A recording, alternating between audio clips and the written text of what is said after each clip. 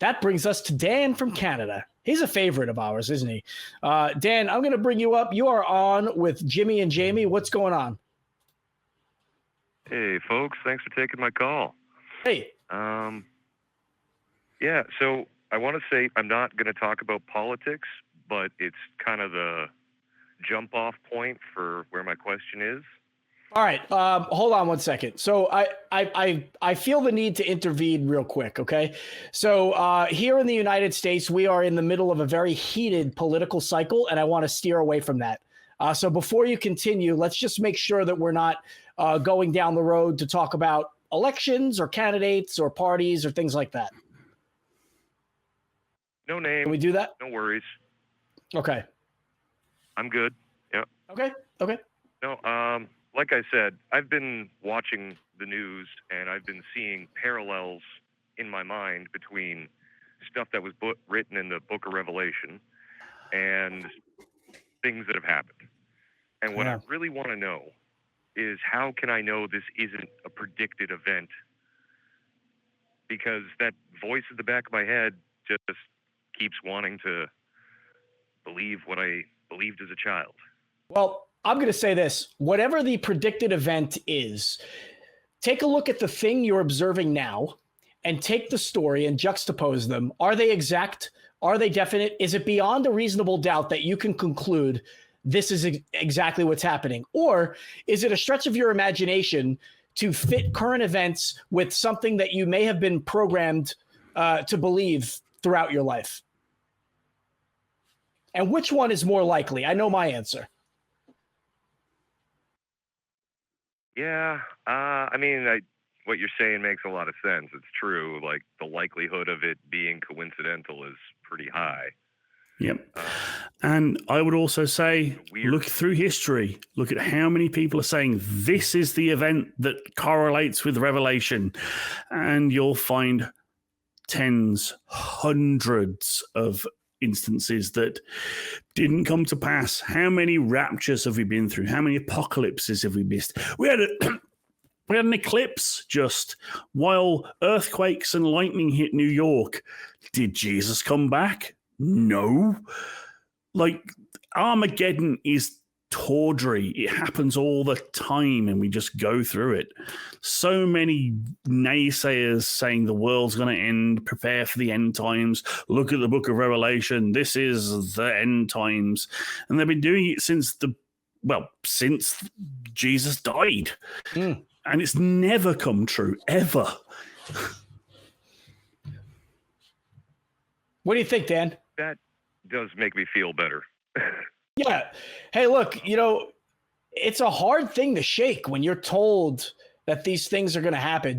Jamie and I were talking before the show about knowing people who really cling to their religion when they lose somebody close to them, and how nice it would be to be able to have that comfort. He and I, we've come to a point in our lives where we can't allow ourselves to have that comfort because we question these things. But I get it, man. I get how hard it is to let go of these things that you've been told your whole life. But you know what? It's okay. It's okay to do that. And you're among friends here. I mean, you having these experiences is not foreign to us. I mean, I was afraid of hell. I wanted to see my loved ones again. I wanted to be in paradise forever. Although, with further examination, I would say heaven is probably not as fantastic as you might think. But in any case, there's nothing wrong with thinking what you're thinking. So anyway, I'm digressing. How do you feel about that? Well, I like to see you folks up here, the hosts, as advisors at times. And so I appreciate the advice. It's fitting. It's just, it's getting over that emotional hump of like, the gut feeling versus what my brain knows. Yeah. And we're soaked in it. It comes in funny like that. Even I was brought up relatively secular, but our culture is so soaked in religiosity that even I was susceptible to certain dogmas that I wasn't even indoctrinated into. Like when I was a wee slip of a lad discovering my own body, not to get too gruesome, I felt guilty. I felt there was someone judging me for doing what I was doing with myself. But there wasn't. But just through osmosis of the people around me thinking that was someone watching me and judging me and saying that what I was doing was shameful. So if you have been brought up in these dogmas and have them drilled into you from a young age, it's such a difficult thing to shake it. If even a secular person can be susceptible to them, like, I can only imagine how difficult it can be to shake it. So good for you on questioning it. Well, thank you. Yeah, I guess I didn't have like anything really to get into beyond just that and kind of how to shake it. So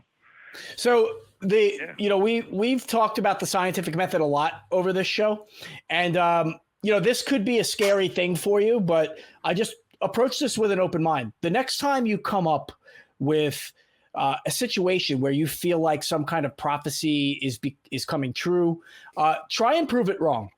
Try and ask yourself, in what ways could this not be true, right? And like I said, I don't want to make you feel uncomfortable by doing that, but I guarantee you'll be able to. I think that you'll be able to conquer that easy. Instead of just accepting the first thing that comes up, like, oh, this is what was said to me, this is what was told to me, this must be it. No. Question that, pick it apart, and I guarantee you'll come up with a different answer. Well, I say guarantee loosely. I think you will, especially when it comes to Christianity. So, that's what I got on that. Dan, I appreciate the call. Jamie, any closing remarks for Dan? Just thank you for calling in, man. It's a great question. Hopefully you'll take something away from the call. Yeah, absolutely. And Dan, I still owe you an email. I got your email. I hope you got my response. It's busy times around here, but I'm going to get to a much more thought out and well articulated response, if you will. So, looking forward to it, man. Thank you both. Cool, man. Yeah, thanks again. All right. So that was Dan.